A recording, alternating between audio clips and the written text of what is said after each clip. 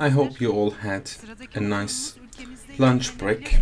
The next session is long-term targets and planned investments in order to increase the share of renewable energy in our country. We have Hakan Yıldırım from Sanko Energy, Uğur Işık, Barış Ekip Günay, Artı Bir Energy General Manager, and Hakan Aksoy. The floor is yours.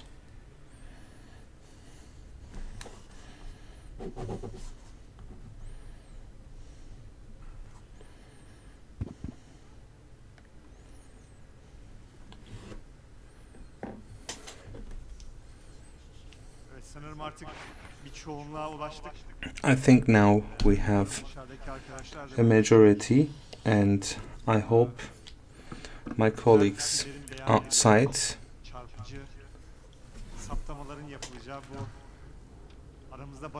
will join us in this important session, and with the encouragement and guidance from the TÜREP management team. First of all, we would like to thank them for all their efforts, because they organized this event to bring together the industry after the pandemic. We missed one another because this is not a very wide industry, so we're all in contact with one another. We've been following the sessions over the last 2 days. We have really great panelists with us. We were discussing earlier in the morning, it looks as if everything is going well, and we would like to bring a more constructive and critical perspective to this, as long as it is constructive, of course. And I will leave it to the wills of my panelists. Before we start, I hope I have some notes, and all the people here are actually engineers, and what are the setbacks to increase the capacity that we have, and what is it that affects us? And we will talk about the global scale, and we will discuss about net zero. Can the world move towards net zero? Actually, I've already mentioned this in a couple of sessions before. I don't really think that the world can prevent global warming. Why? Because what one country does affects another one. We listened to Mr. Minister yesterday as well, and that was on the news yesterday. The wind plant was to be removed, and that was going to be developed as a coal field. So that is the risk minimized to today from 30 years later. Therefore, the world will have a very major problem in terms of net zero, and we will have to face the warming. And when we face the radical results, I think we will take some radical actions. As for Turkey, can we increase the capacity in our plants? There are so many wind plants in Turkey now, and thermal plants as well as hydroelectricity plants. Can we get a capacity increase? For example, we installed 1000 megawatts, and now we're working on a 50 megawatt project, and we have 300 people only. Do we have the capacity increase? We don't, because there is no transformer capacity, and the capacity that we cannot take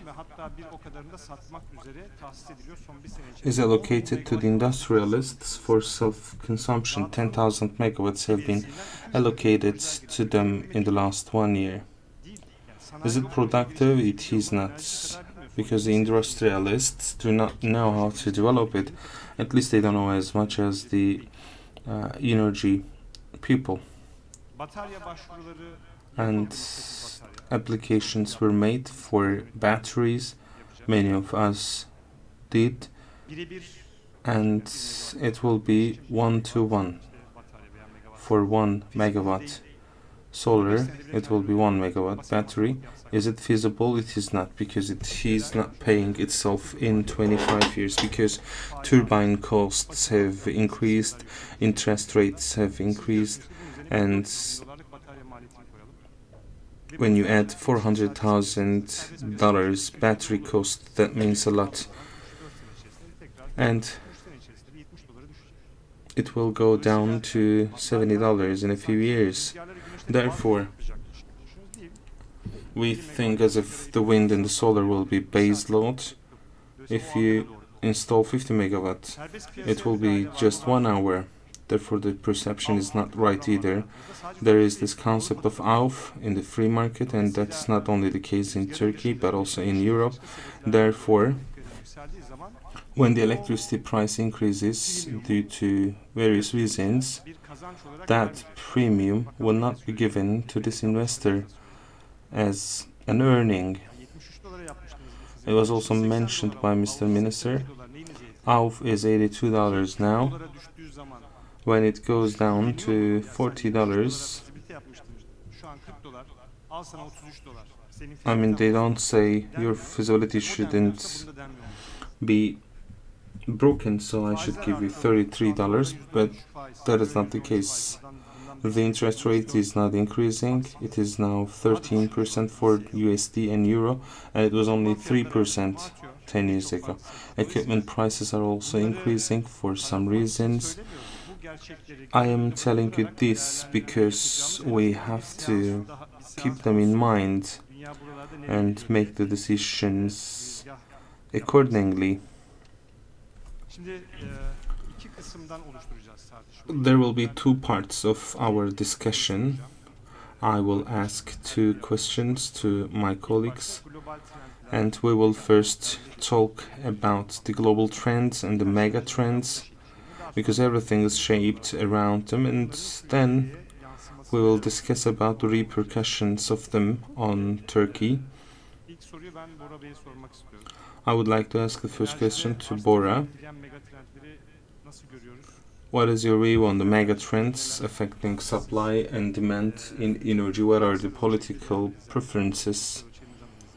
Because you do make analysis in Turkey and across the world, what will be affecting us in Turkey and in the world? Thank you, Hakan. I would like to extend my gratitude to TÜREP for this successful event. Enis Bey actually made a great summary in the earlier session. I believe you all experienced the same. The consumers are also aware of that. The world is experiencing the biggest energy crisis ever. At the end of 70s, the crisis was felt in the oil industry only. Of course, the oil was consumed in electricity production as well, but that was affecting only 30-40%. And on the other hand, they had the coal and the nuclear power plants. And now the natural gas crisis is harsher, and its effect on production of electricity is felt significantly in both Turkey and across the world. And on the other hand, there is the green energy transformation process. And on the supply side, we see that there is not enough supply while the demand is high. And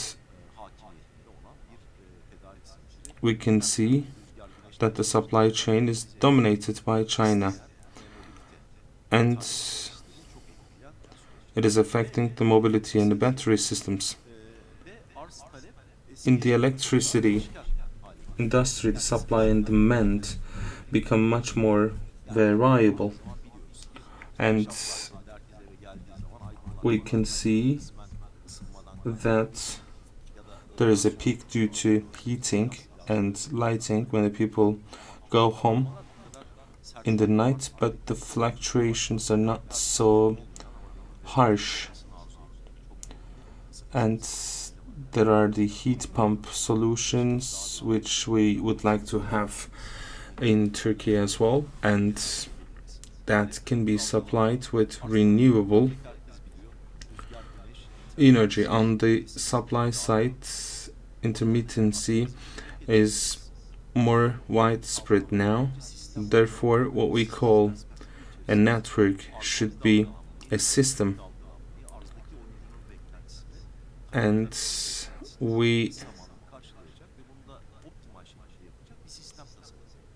need a system designed to do it optimally, and that will bring additional challenges, of course.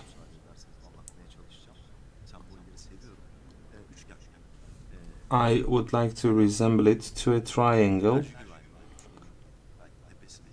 On the top of the triangle we have the energy security, and according to our subjective assessment we have the energy at the top. On one corner we have the green energy transformation and tackling the global warming. On the other hand, electrification was made possible, but also there is still a problem in some African countries, because if that cannot be transformed into clean energy,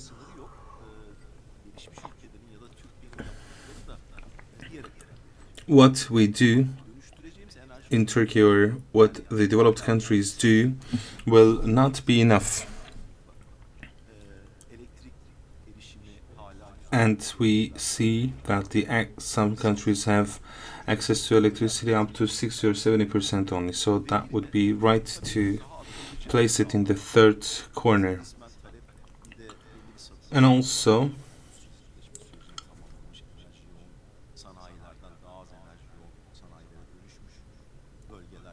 there are regions or countries which have been able to turn into a less energy intensive industry, and they are actually making a very good progress, and they are able to develop the technologies to ensure the transformation. And you can see a very long chart, and there are tens of clean energy technologies, and for each one you can see the total of the number in terms of the support from the government is equal to the energy R&D that we have in our country. It is not only about protecting the planet, but also increasing the competitive power of Europe. I will talk about Turkey and where is our position, what is our current situation in terms of clean energy, and the transformation. Can it be even with European countries? Looks like we're lagging behind, so maybe I should stop here, and if you give me another round I can tell you about Turkey as well. That is another trend which we discussed here as well: storage, both hydrogen and battery, and similar storage methods, because we would like to use the capacity of renewable energy even more. You know, the 3D printers were hype. People thought everything could be changed. But the production you can make with 3D printers cannot exceed 3 or 4% in the world. And battery and hydrogen, will that be a hype again? And what is the current situation of the technologies there? how should we see the trend here? Thank you, Hakan Bey. Hope you can hear me well. I would like to welcome all our guests, and I would like to congratulate TÜREP for this successful organization. Before your question, I would like to tell you about the global. As you also mentioned, there is an energy transformation process, and it continues a bit slow now. On the other hand, we experience an energy crisis, and the countries that feel it the most are the ones who are dependent on the outside for energy. Therefore, the answer to this question on how to overcome this energy crisis is about our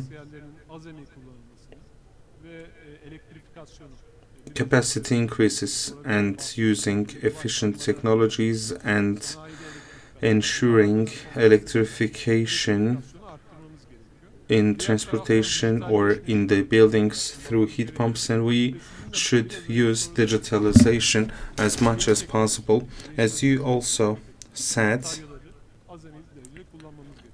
we have to use the batteries and hydrogen as much as possible.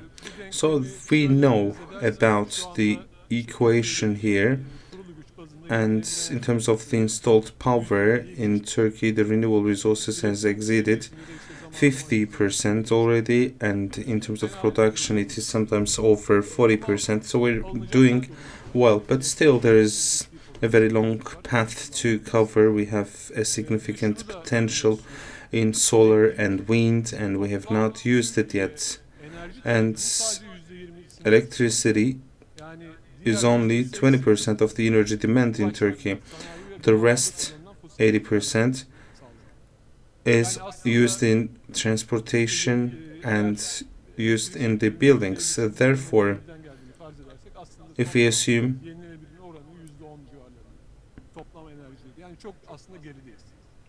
that it is coming from the renewable, it's only 10% in terms of all the energy requirements. So we have to increase the share of renewable energy. And what do we need to do?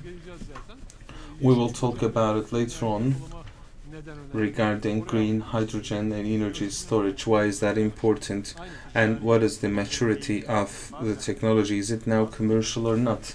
Because sometimes using some technologies at an earlier phase is not an optimum solution. I most of the time give an example. Germany installed 30,000 megawatts when PV was the most expensive because they wanted to vitalize the industry. Then China took over this industry, and we did that when it went down to $500,000. So if you would like to vitalize the industry, can you mention about the commercial side? Well, the green hydrogen was very popular across the world, and the main reason is that net zero objectives are disclosed for 2040, 2050, and we became a party to the Paris Agreement, and we announced our targets, and we have to do electrification and install renewable energy, but electrification is not the solution everywhere. You need high heat processes, and new technologies like green hydrogen will be used there. And is it something new? It is not. Maybe you could remember when I was in the secondary school, we carried out an experiment with a battery by supplying electricity from the battery, and we separated hydrogen and oxygen. It is a well-known technology for 100 years. And why is it popular now? Because the cost in the renewable is very low now, especially solar and wind. And the second one, the countries would like to achieve their net zero emission objectives. Therefore, they have to transform the industries, and green hydrogen is a good solution there. What is the current situation in the world? Many industries are already using hydrogen, And green hydrogen now has a share less than 1% now. 99% is consuming hydrogen generated with fossil fuels. Some call it grey hydrogen. If you're producing hydrogen using coal, it is grey, and if you're producing it with natural gas, it is blue. And in the upcoming period, the countries are also disclosing their targets for green hydrogen, and EU will supply 20 million tons of green hydrogen, and it will produce 10 million tons within EU, and it will be imported from the other countries. The rest of the 10 million will be imported from the other countries. Not every country is lucky, because you have to have high renewable energy resources, and the cost in technology is now decreasing, and also the electricity costs are also decreasing. Therefore, we're now moving towards an optimum field for green energy. The cost is still not at the desired level. It is still more expensive than the hydrogen produced with natural gas and coal. But with the decrease in the cost, it is expected to be more affordable compared to natural gas. Therefore, green hydrogen will be used in the upcoming process, and we also carried out our studies accordingly, and we looked into the potential of Turkey as well. We have a potential of 3.4 million tons of green hydrogen, and we can import part of them. As said before, it can be used for industry, it can be used in the transportation, it can also be used in other industries directly, it can also be used in the electricity industry. By producing the hydrogen, you can also store it, and then you can convert that into energy again, and the hydrogen energy is twice compared to natural gas and 3 times compared to coal. And therefore, in terms of energy, it has a very intense energy, especially for seasonal storage. About the seasonal storage of the solar and wind power. And I would like to talk about electricity storage. Hydrogen is stored on a seasonal basis, and there is still no solution to the loss of productivity there. Normally, the productivity is 67%, and we're assuming that it will be increased to 75%. Of course, there will be some losses in the productivity in terms of the process. Therefore, I don't believe that it will be used in the electricity industry in the near term. Maybe it can be used in the long term. As for the electricity storage, I would like to talk about the batteries, especially considering the energy storage systems. Majority of them are pumping storages, and only 25% are the electrochemical battery technologies, and within them nearly 70% is lithium-ion batteries. Overall, the motivation is the increased use in electric vehicles, and with the technology development there, the renewable energy can also be stored in the network, so there is now a decrease in the cost over there as well. But it is not only lithium ion, and there are already studies for very long years. Lead batteries have been used for longest. The batteries in our cars are actually lead acids, and 95% is recyclable. We also talked about the raw material. nickel, cobalt, aluminum in the batteries is found in some certain countries, and with more electric vehicles we believe that there will be the raw material problem as well. Therefore, there can be a shift to different storage technologies. There are the fluids batteries, and China is working on it. There are high temperature batteries in Japan, and of course they are not mature yet, but in the near term the costs will be lowered as well. On green hydrogen side, we can see that the pilot projects have been initiated, but they are yet small ones, and Turkey doesn't have a legal framework on this yet, and the definition of hydrogen is still not clear. In the next few months we do expect it to be clarified, and I believe there are strategies studied for that purpose, and that is the case in green hydrogen. It is still very slow. On the battery side, there were some new regulations, and it will also support the development of the batteries, I believe. As you said, it is 25 years, and there might be different support for development of batteries across the world. For example,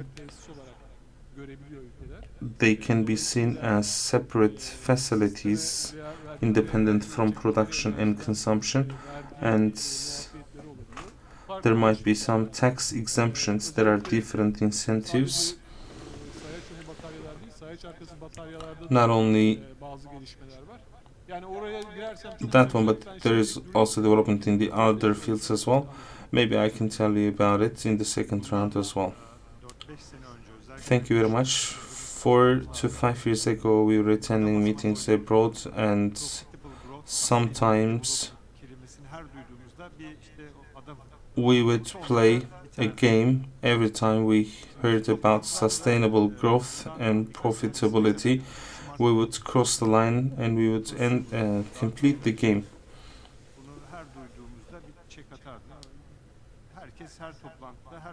Everybody was talking about such things in every meeting. And do you think we have covered these, Güray? We either got it done, or we forgot it.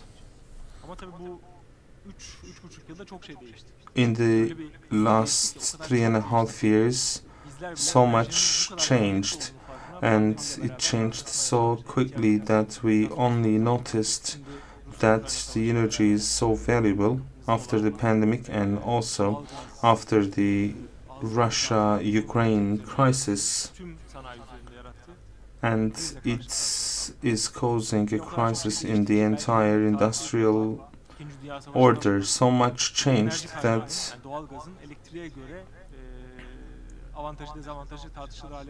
we are now discussing the advantage around natural gas, because there is now the discussion that energy can be produced through different ways, and natural gas should be used for the industry only.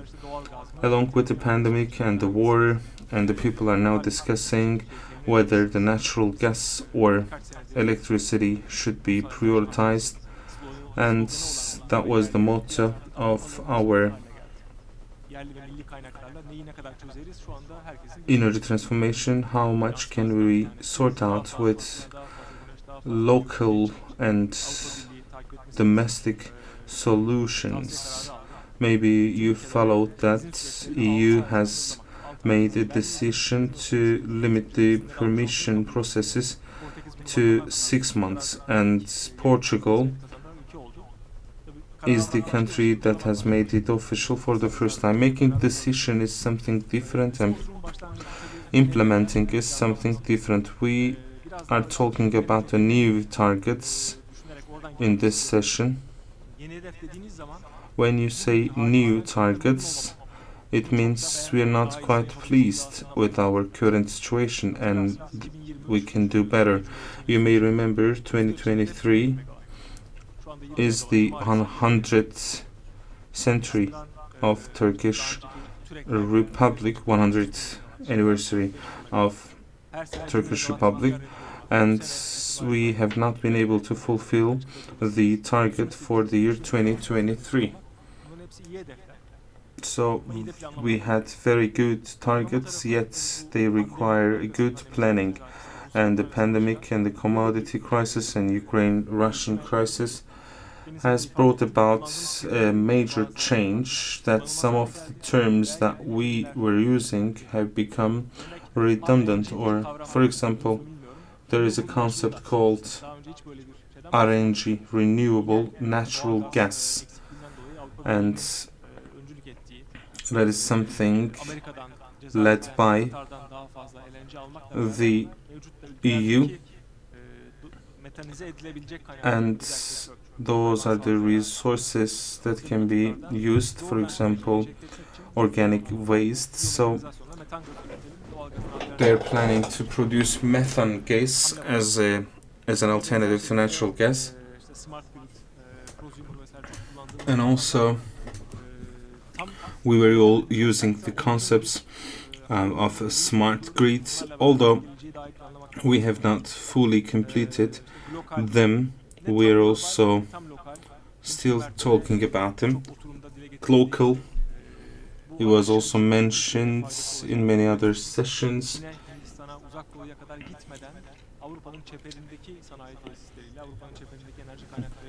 And people are now discussing about decarbonization without going to China, and all of them will be guiding the new plannings.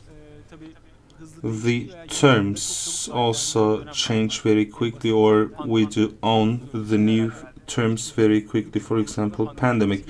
Before 2019, we wouldn't even know what pandemic meant. It was something used by the healthcare officials only, and now it is so common. It is a very simple term that is spoken, and energy will be the same. We are talking about capacity increase and use of storage and increasing the network investments and a better planning. So that is still a requirement. On the other hand, we have to discuss what we can do in order to increase the capacity in Turkey. The famous example of Germany, they were making the decision of shutting down the nuclear plants, and they had a ground to connect to the rest of Europe with 66 connections. So we have to make sure that it is increased in our country as well. That should not be one-sided, for example. And I believe the majority of the solution will be coming from there. And we know TEİAŞ is working on increasing the capacity and increasing those lines,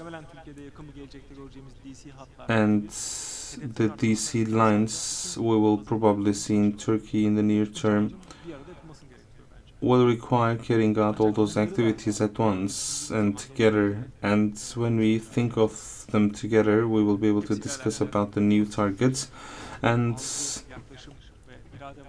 there is a positive perception and positive will for all of them, but you need significant resources. You need human resource, you need time, and you need money.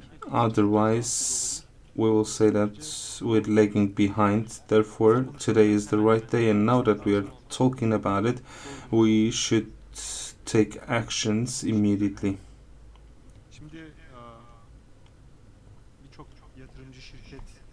There are many investor companies, and our debt divided by EBITDA is now going down, and also there are signals that it is now time to make new investments.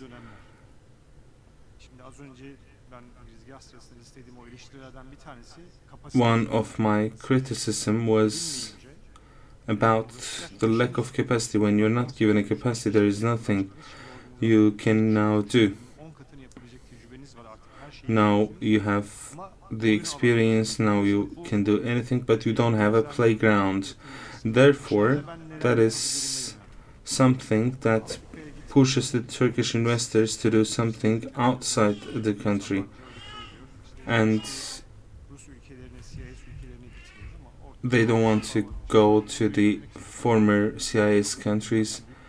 And I would like to speak to Uğur Bey. Can you please tell us about the project development in Europe? What is it? Is that an option? On the other hand, we're talking about increasing the renewable energy in Turkey, but there is no limitation because the wind power plant you will establish here is not really too different from the one you will start in Serbia. And maybe for those who would like to go there, that could give an idea. So what do we experience when we go outside the borders of Turkey? Thank you for this question. I've completed my 11th year in RES, and we have had a great experience in Turkey. We have developed 22 gigawatt projects, and there is now a capacity of 10 gigawatt that is now operational,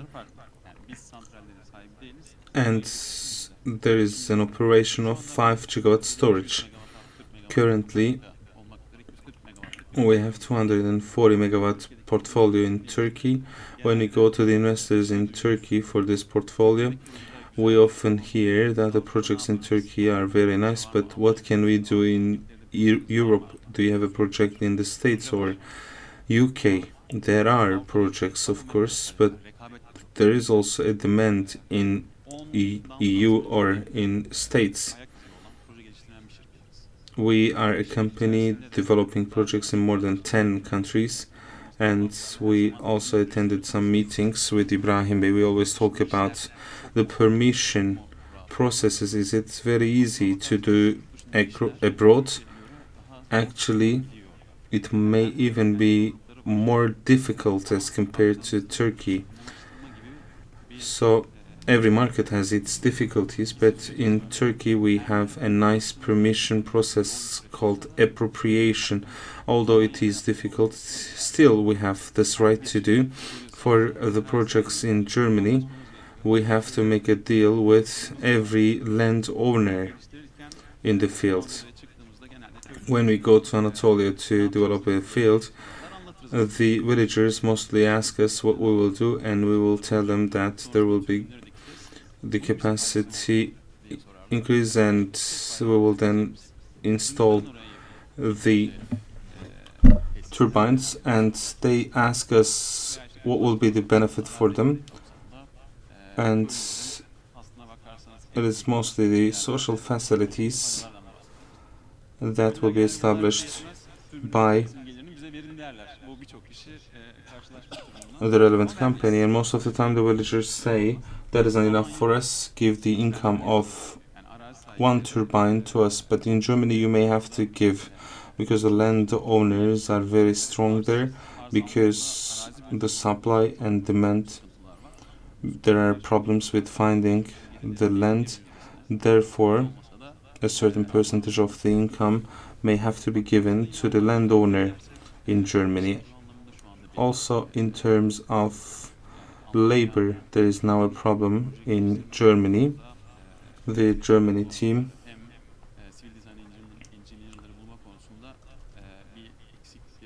have problems with finding civil design engineers, and We're now supporting them from Turkey, and the other developers are also experiencing the same problems in Germany. UK is our main market, and we have a very significant pipeline there, and we have a significant team there, and land problems are the same there. You have to find the right land, you have to plan accordingly, and then there is also a tip height limitation, and because of the height limitation, you may not be able to implement the most up-to-date turbine technology. And when you cannot do it, you may have to go for higher choices, and that may be bringing along a problem in terms of access to the funding. But of course, that is relevantly easier as compared to Turkey in UK. In Australia, we have been developing projects since 2013. It is a very interesting market. It is a very large market, and they have a huge potential in solar and wind, and the projects have 500 megawatt or 1 gigawatt capacities in terms of project development. That is nice, but they have problems with network. You may develop a project of 500 megawatts, and when you would like to connect to the network, we see that the capacity has been lowered to 100 megawatts. Therefore, all such things like finding the land and discussing with the landowner, you may have to do everything from scratch. We have been working in France as well, and it is even more interesting. Therefore, each project you can find someone opposing to you. The development term of the projects is mostly 8 years or 10 years, because there is a lawsuit for each project. That is maybe because of their culture as well. They always tend to oppose. And in some of the fields we were operating in France, we found some arsonic problems. They were climbing the top of the turbine and shooting some videos, and in our fields they set a fire in one of our turbines. Therefore, problems persist in every country. As for the States, the demand was very high once, and there was a recession due to the pandemic, and now they also have disclosed the plan to make more investments. There will be an increase of demand there as well. And in terms of the regions, we had some problems, and Scandinavian countries have not caused any problems to us. It's a sterile place in terms of living and developing projects. That's why we do not hear too many problems there. But in the end, there are problems with permissions, and in every country the minimum development time is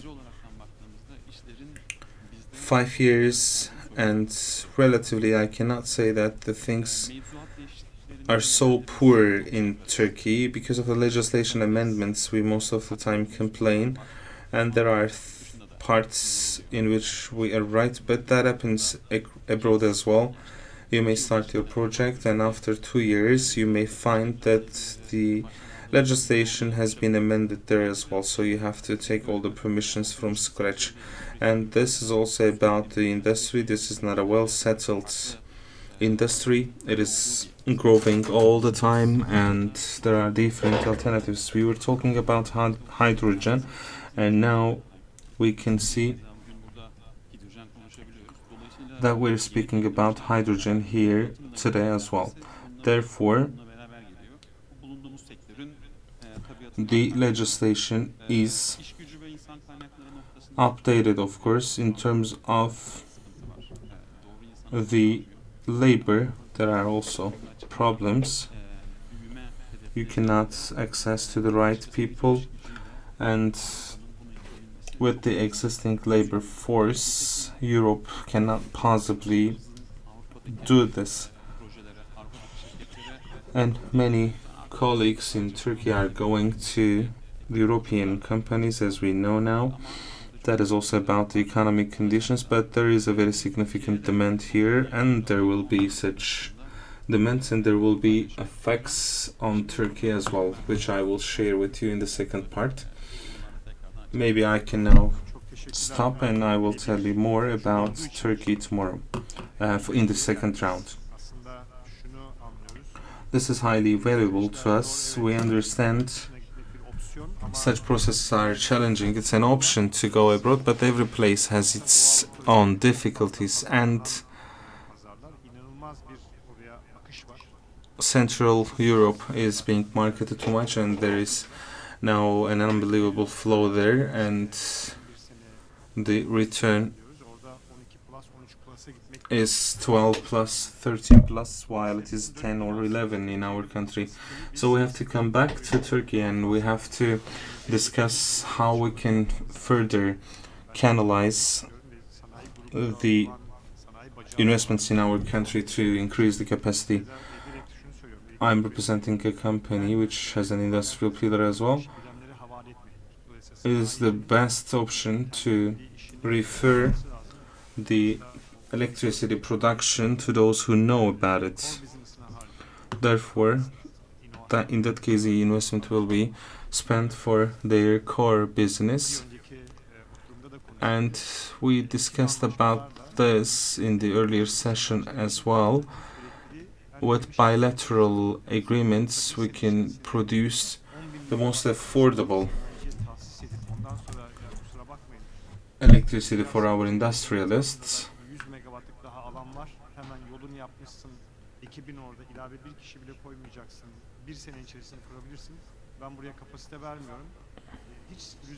If no capacity is given, that will be a major problem, of course, because the industry will have to learn about the capacity usage again. Because there is no capacity, we cannot have a luxury of going abroad, because we are not able to follow the legislation there. There is also an impact of being local,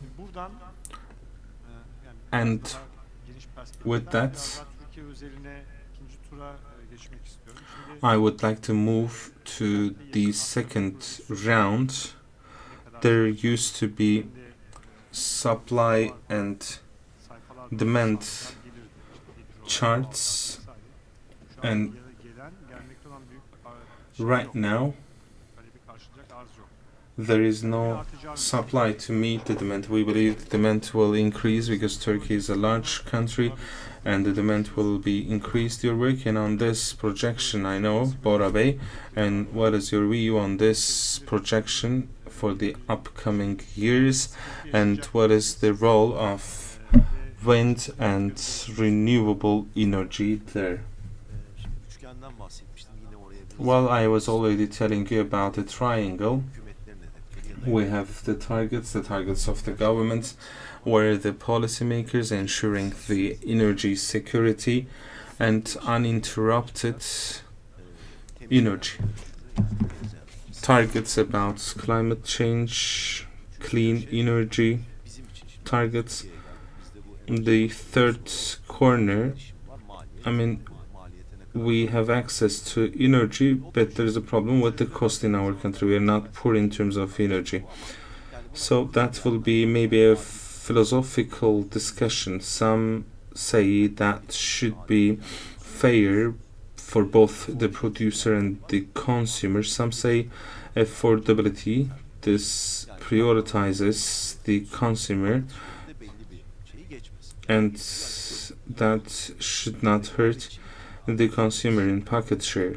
And competitiveness is another concept that we can place there. As for the wind, it has a lot of contribution to energy security, and with modelings and scenario analysis and with quantifications, we can show how much wind energy will improve our energy security. So it will be lowering the import, and when we multiply that with the price, that will be a huge contribution. On the other hand, it will directly contribute to emissions, and an assessment will be critical for Turkey. I don't know whether you will agree with me or not, but most recently it is mostly shaped through affordability, and we witness that in our country, and then we have to discuss whether or not it is feasible. Actually, there is an energy security contribution, and there is no monetary equivalence, because this will mean less natural gas import. For example, we will exceed $100 billion this year. This is a record. This is higher than the average of the last 10 years. We were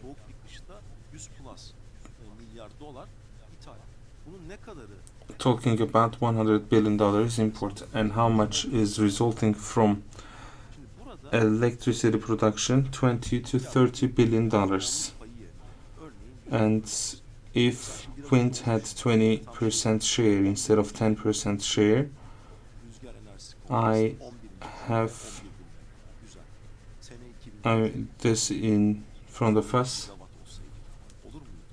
11 gigawatts in the 11th Congress. Could that be 22 gigawatts instead? That could be. So we have to see what we did wrong. Now I would like to talk about a square to sort out the energy equation. We know our electricity consumption per person is very close to the world average. We are around 1% in the emission across the world, and our population is near the 1% of the world population, and our consumption of energy per person is the world average. We are a member of OECD, and our consumption is half the OECD members.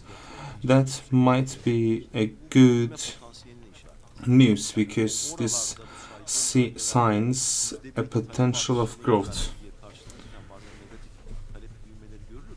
Sometimes we can see negative demand growths, but we are very much used to 2% or 3% increase in the demand. The second corner of the square is about whether or not we are consuming efficiently. We are consuming at the world average, and we are consuming half the OECD average. We're doing well as compared to the world, but the league where we want to become is EU or OECD average, and we're not that efficient, and there are two reasons for that. There are structural problems. Our industry is energy intensive as a matter of its nature. Chemistry, petrochemistry is 80% of the industry production in Turkey, and they are actually consuming a lot of energy. Therefore, we have to be efficient. Clean energy is about carbon intensity, and we are like 20% poorer as compared to the average in Europe. And the third one is even more important, because they are all manageable, and it is about the import share in energy, in primary energy. And this year the energy import increased as well. It is one fifth in oil. We are 90% dependent on the outside. In buildings, we have the natural gas. In the industry, it is again a 90% dependence abroad. We are importing nearly half of the coal, and OECD average is 50%, and EU has made it much lower due to the Russia-Ukraine crisis. And I will tell you about the contributions again, and I will tell you what we are expecting. I also talked to Hasan Bey, and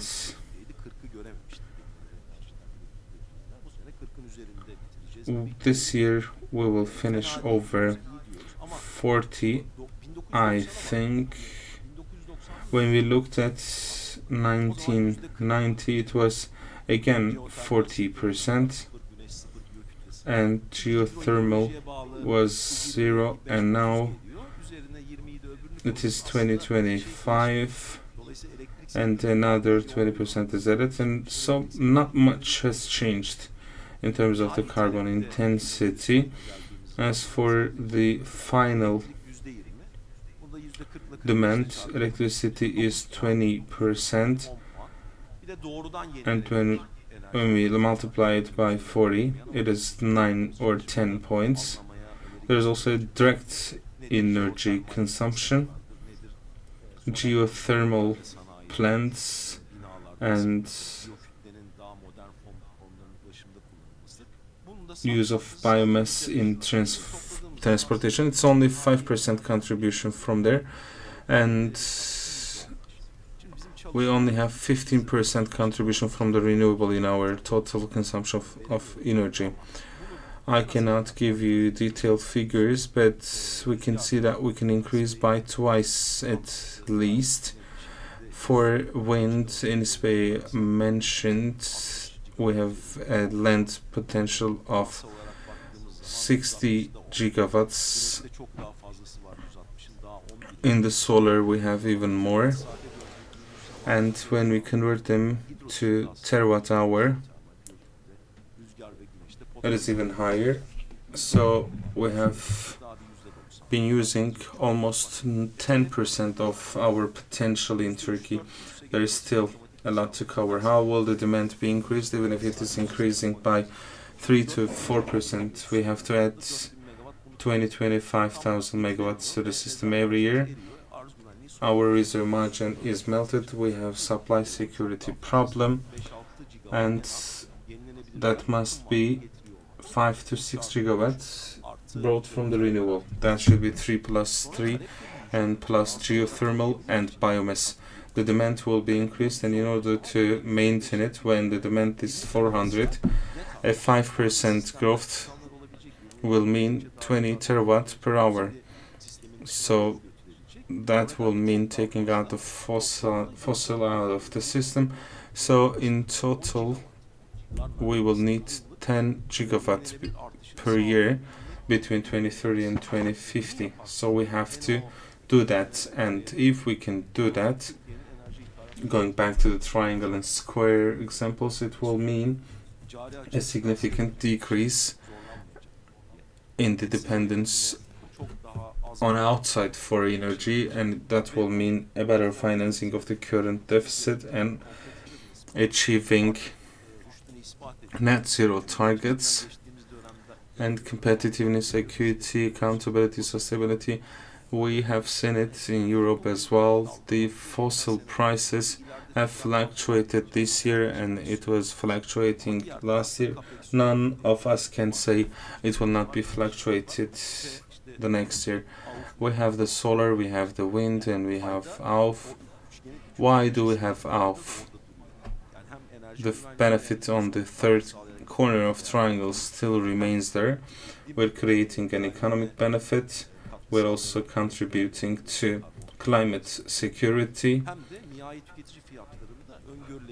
and we are able to ensure predictability and sustainability in the final and customer usage. So this is a very beneficial field for Turkey, yet the potential has been underutilized, and hopefully in 10 years in the Congress 10 years later, we're talking about 30 gigawatts.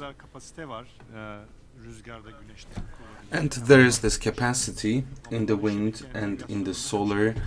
We have a very broad space to install, but there are restrictions on the integration to the network and financing. You already worked on this. What is your view on the integration of the wind and what restrictions are there? At the beginning, I was talking about the energy crisis, and the countries that are affected the most by the energy crisis are the ones who are dependent on the outside for energy, and this solution is known actually in order to get rid of this. Maybe that solution will not come true overnight, but we have to use the renewable energy resources at maximum level. We are now carrying out an activity for net zero, and we have our draft results, and we will launch the report in 1.5 months. I will tell you some numbers. In order to reach net zero in 2053,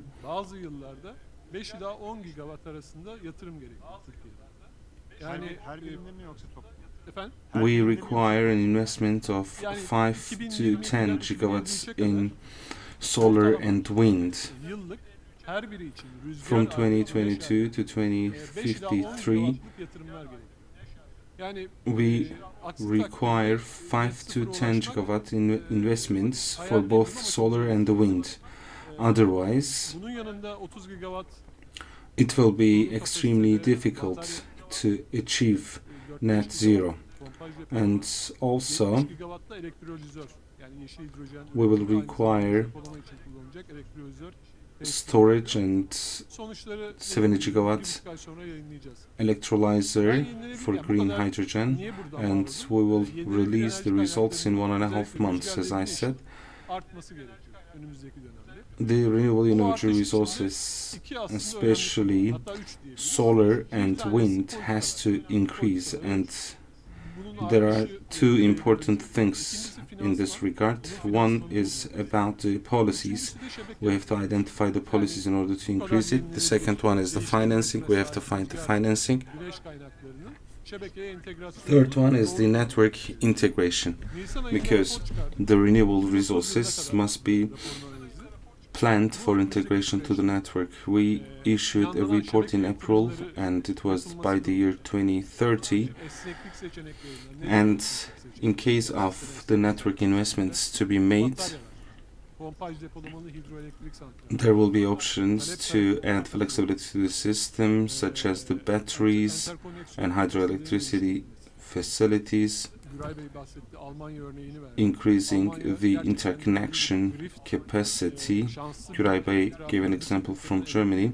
As you have said, it is a lucky country because it is buying electricity from the surrounding countries and it can sell.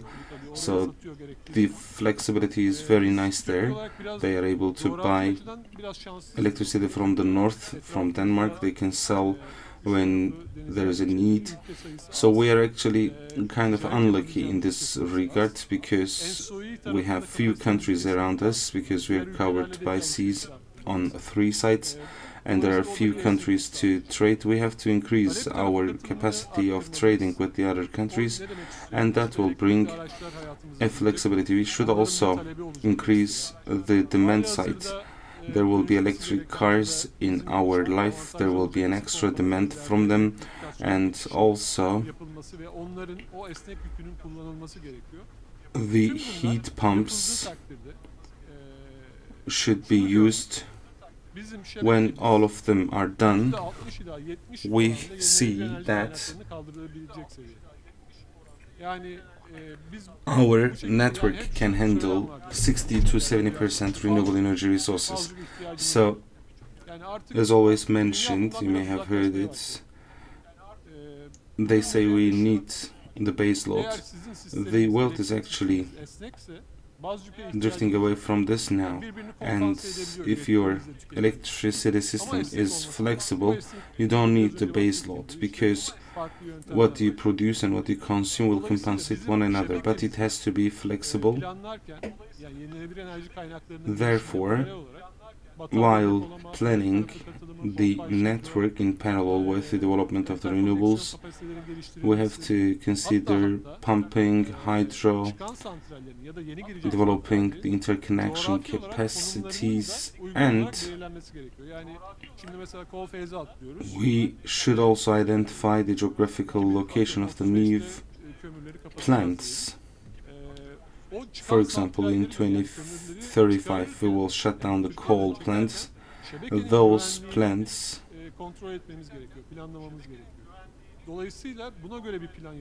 that are to be deinstalled has to be done in accordance with the network. But in the end, I can say, if we want to achieve net zero, our network has to be flexible. If we want a country that is independent in energy, our network must be strong. We have to increase the renewables, and we have to increase the flexibility. And while all of them are done, we should also reach out to financing. If you actually turn your direction to the right direction, the financing will actually come by itself. I claim that the economy will recover as well, and maybe one of the options could be starting a climate bank in Turkey, or maybe one of the banks that we have can be turned into a climate bank. We have our financing report as well, and we have already described them in the report. If we actually turn our direction to the right direction, and I believe we will be able to find the required financing for such investments. The foreign investors already see the potential in Turkey. We were talking about green hydrogen and the renewables. So with an adjustment we can actually realize it. I should also talk about our market. Our market should be developed to increase the flexibility. In many countries, we already have the day-ahead market, but there is a single price, and we don't have the regional pricing. In many countries, the regions are divided and different prices are created, so this will also contribute to the development of the renewables. For example, in Germany there are 880 distribution regions, and there are different distribution tariffs. We have 21 distribution regions in our country, but the tariff is the same in all the regions. And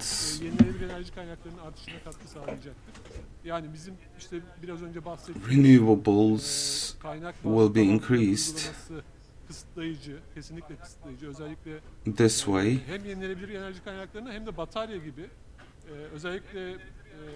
Both the renewables and the battery prices.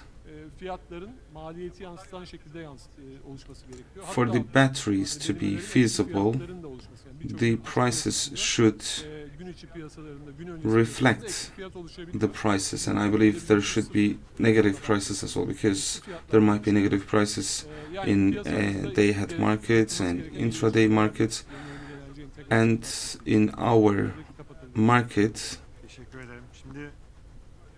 we require this integration as well.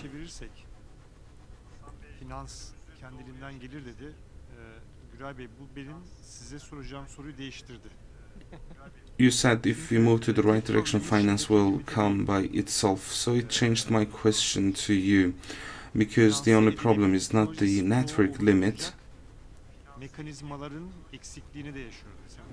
In order to, we are also experiencing some problems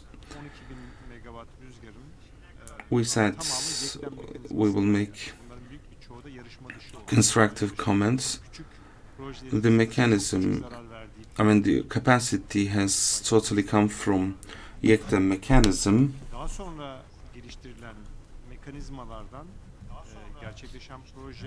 And the number of projects is very low. YEKDEM is a very nice mechanism, but there will be some negative prices there as well. Where in YEKAS there will be very low prices, and the battery cost will also be added.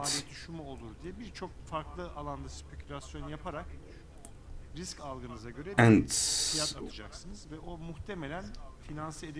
you may speculate in different fields, and depending on your risk perception, you will make a forecast. We also talked about this earlier on, and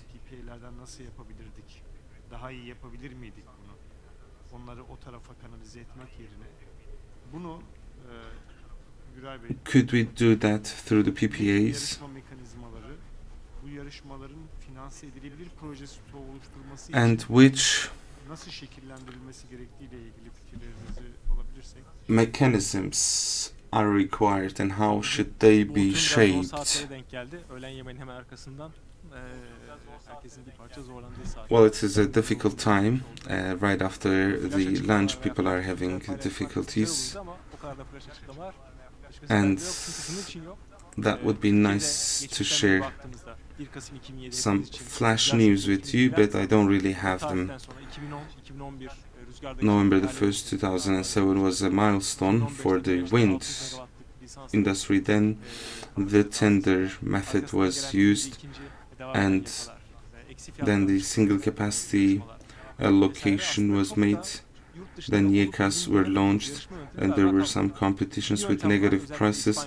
Actually, there is almost no competition method we have not tried. There is one method which is technology agnostic. Regardless of the technology, there are sometimes coefficients between them, and they actually compete on this basis. We haven't applied this yet. Maybe in the next term the ministry could switch to this method. But over here we would like to have an uninterrupted energy, and we would like to make sure that it is as cheap as possible and it is renewable as much as possible, but the capacity allocation is not interrupted. Every application, every competition has 3 to 5 years intervals, and for all the stakeholders in the ecosystem, these are the times very difficult to forecast. We have to put lots of efforts each time. The conditions change across the world, and the costs, the conditions were totally different 10 years ago, and probably we will talk about different things in 10 years, but we do not always find them as positive things. And we all live inside this in real terms.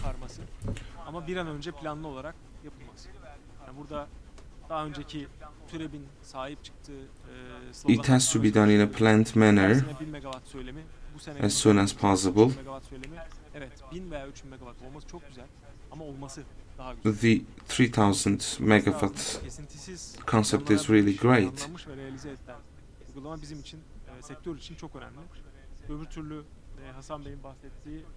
This application is highly important to us, and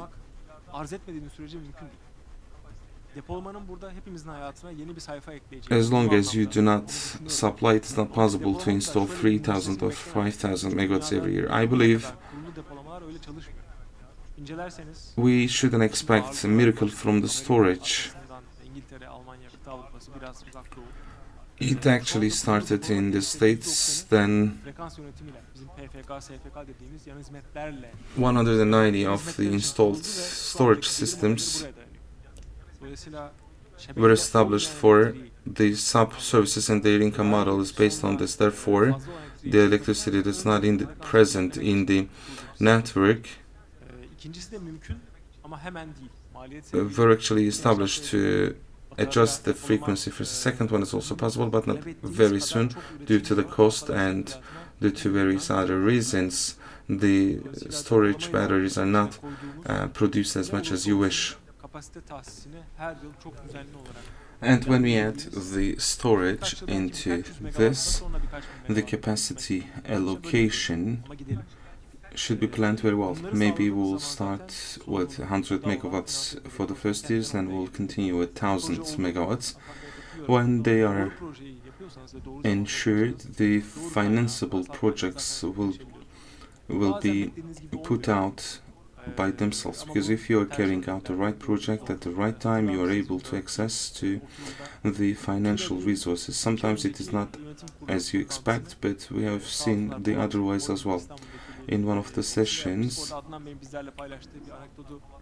the board meeting of TÜREP was carried out in Polat Energy office in Istanbul, and Adnan Bey shared something with us. After financing one of their projects, they agreed on a financing condition with 10% credit cost, for example. 2 days later, they received a call and they said they have to change it, and the total number of women were good as compared to the number of men. Therefore, they decided to decrease the interest by half point, so we are unable to carry out a panel with the women mostly, but while organizing the sessions, we were careful about this, and this is something that we want to see increase in the industry. Therefore, financeability is important. Well, the companies should assign women CEOs, and we can invite them, so that criticism should be addressed to the companies. So for financeability, we require a good planning and keep the ecosystem as much as live as possible. And of course, we have to make sure that capital is not going outside our country, and we have to make sure that they stay in our country. And on the renewable energy side, we will do our part. I would like to ask Uğur Bey, there are foreign investors who are interested in the projects you're developing in Turkey, and how do they weave Turkey in terms of the energy industry today, and in terms of the feasibility of the projects, and their way is actually important. We have Levent Bey here, he's not a panelist, but when the technology providers look from their headquarters, is there any difference that they see in terms of our projects? Hakan Bey, teşekkürler. Şimdi biz projeler geliştikçe hem yerli yatırımcılara hem de yabancı. Well, thank you, Hakan Bey. As the projects are developed, we go to the local investors and also to the foreign investors, and the first thing we hear from them is predictability. The big funds do not want to come for one project only, and that includes Allianz and other important companies who are managing billions of dollars, and actually they don't like to come for 50 megawatts only. Therefore, we have to announce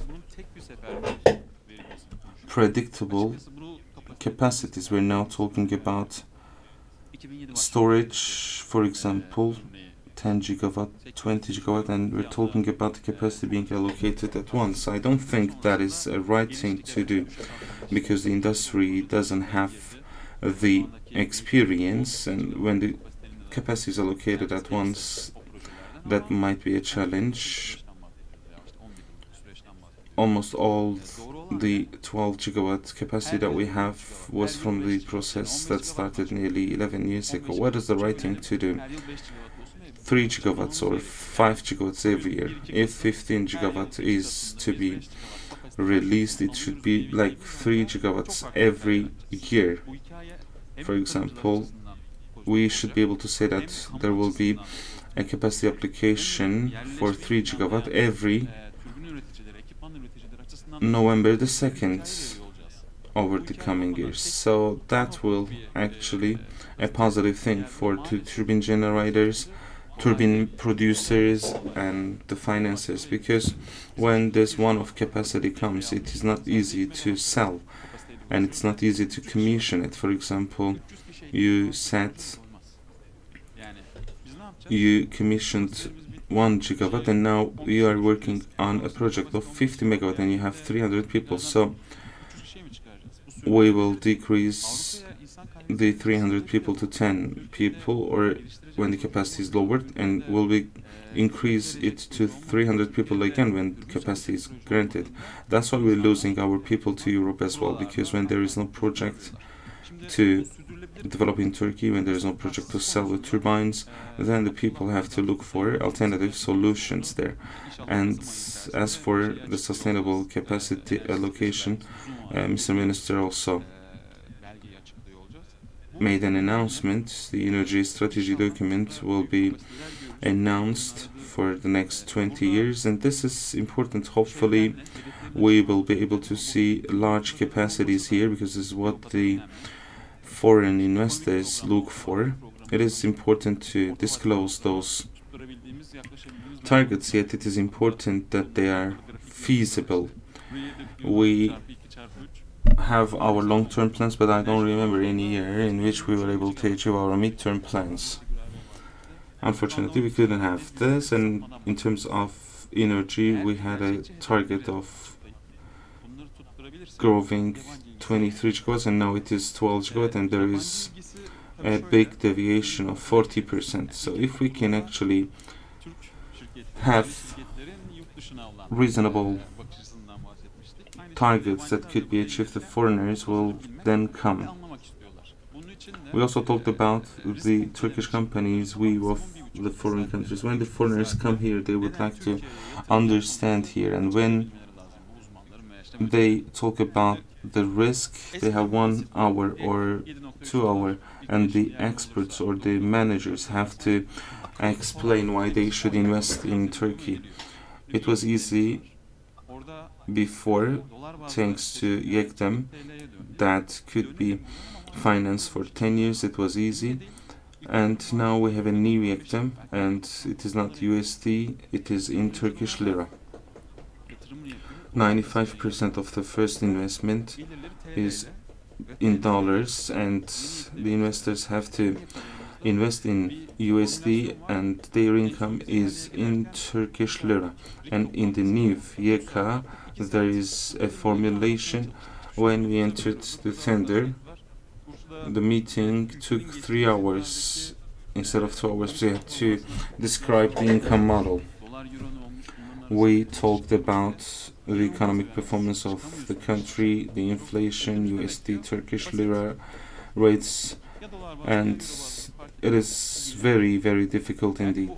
The investor would like to hear something simple. It could be in USD or Euro. They would like to see this income model, and if that is not possible, then they would like to see something equal in accordance with our negotiations with the ministry.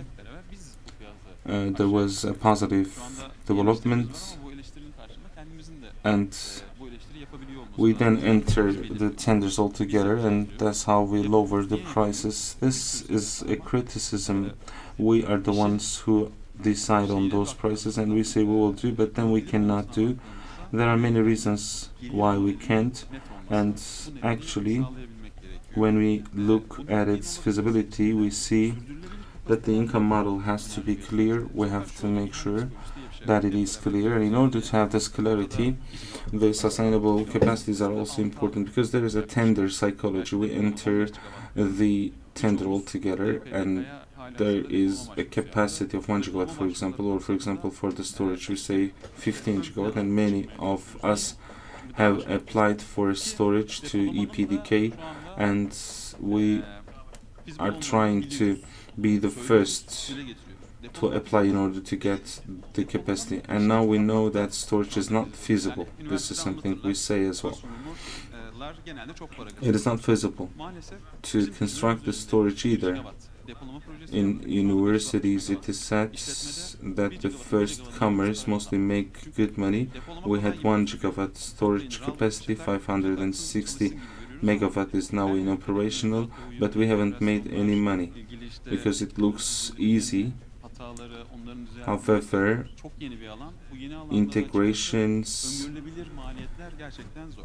and this is a very new field, and in this new field it is hard to come up with predictable costs. I received an email from a foreign investor, and he was saying that Turkey is not in their radar because they see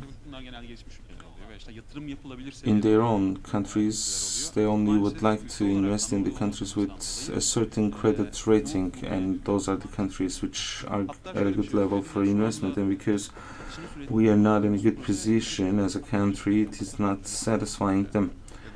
And right now, the project that we are selling has a capacity factor about 40%, and maybe that capacity factor was never the case in Germany, but they say they cannot enter.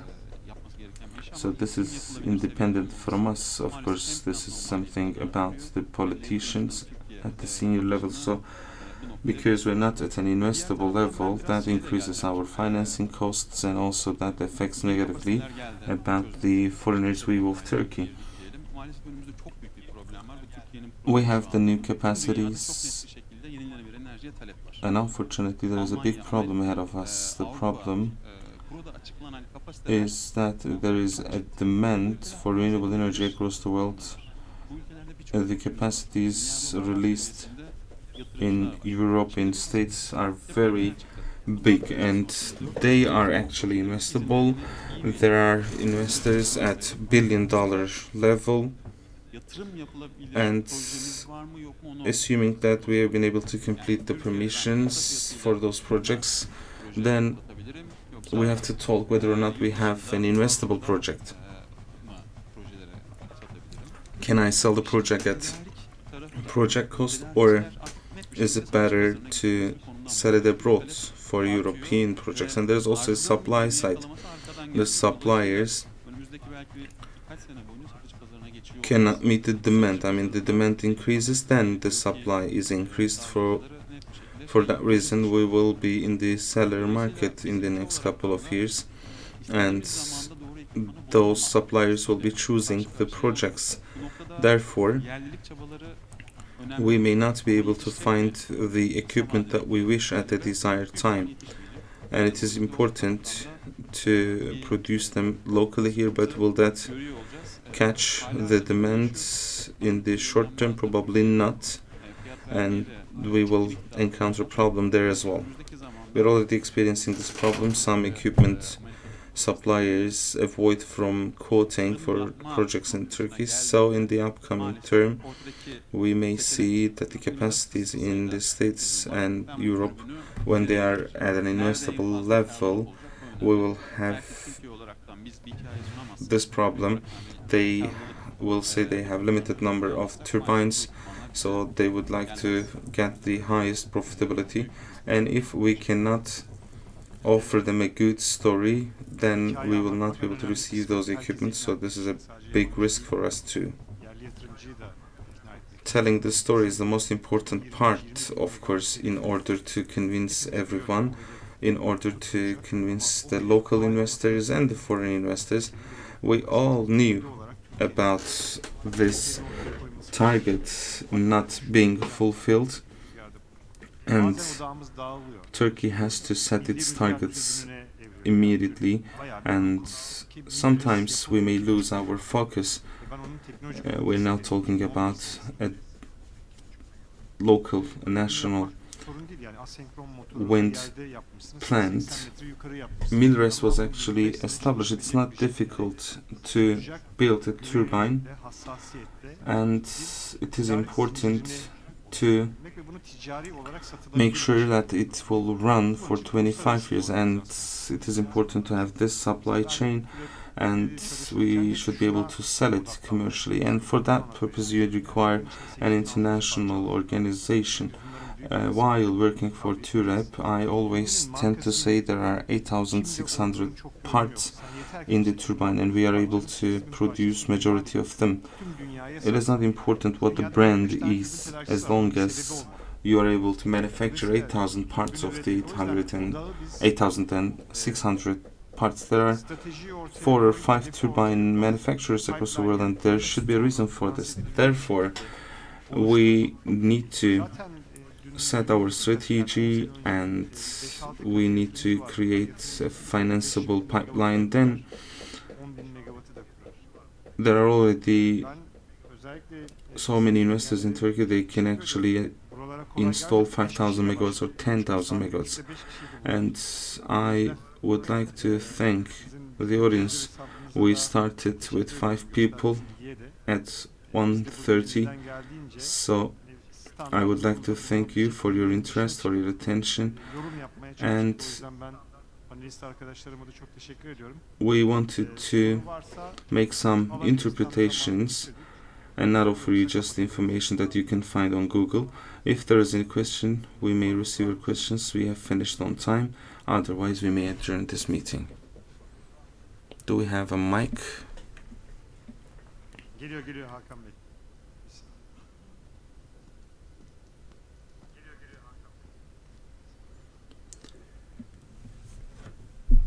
Hakan Öz, Genpa Yenilenebilir Enerji. Çok teşekkür ederim. Çok faydalı, ufuk açıcı bir panel oldu. This is Hakan Öz from Genpa Renewable Energy. Thank you very much for this informative session. I am curious about something specific about hydrogen and battery storages. I would like to ask Hasan Bey. You gave us some figures. Bu batarya depolamalarının I hidrojenin was wondering, yerini alamayacağını söylemiş olsanız da ben bunun ileride evrilebileceğini düşünüyorum. You said hydrogen cannot replace the battery storage, but I think that could be evolved in the future. Öncelendiği bir noktada And in relation with what Güray Bey said, at a point where frequency control is prioritized, that could be the case. Therefore, it is important. Hidrojene dönüştünüz. %67 gibi bir rakam vermiştiniz.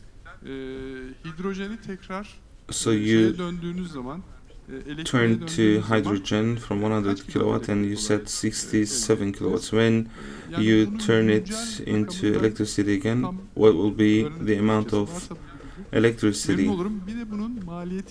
I couldn't really learn what is the most current number. And also, regarding the cost, do you have an analysis that you could share with us? Thank you. Normalde 1 kilogram hidrojen için 50 kilowatt saat elektrik gerekiyor. Actually, for 1 kilogram hydrogen, you need 50 kilowatt hour electricity.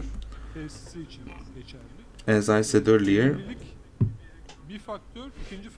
this applies to an electrolyzer facility with 67% efficiency. Another matter is capacity.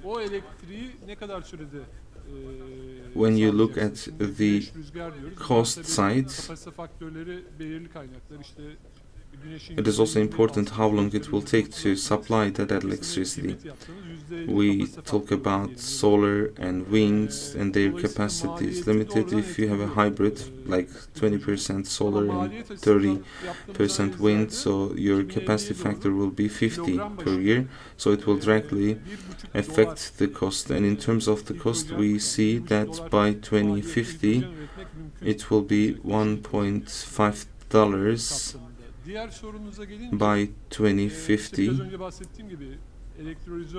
in accordance with the green hydrogen. As for your other question, as said earlier, there is an efficiency of the electrolyzer and there is a loss of efficiency there.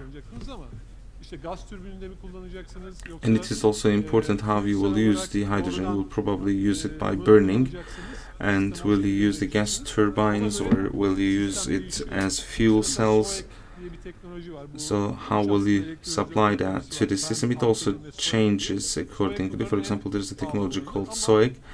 There are 3 electrolyzer technologies. SOEC is the most expensive among them, and it is the best for the electricity markets, and they are able to manufacture hydrogen as electricity directly. I cannot give you an exact figure, but when you turn to hydrogen, there are actually losses in terms of the efficiency, but we have to study the exact number. I can't tell you the exact numbers. Thank you all for your kind attention. I would like to thank TÜREP for the organization. Have a nice day. Oturum konuşmacılarımıza biz de çok teşekkür ediyoruz. Bir hatıra fotoğrafı içinde bir süre daha sahnede. We would like to thank the 15 dakikalık kahve panelists, molamız var. and I will kindly ask them to stay on the stage for a family photo. There will be a coffee break of 15 minutes, then we will continue with the turbine technology session.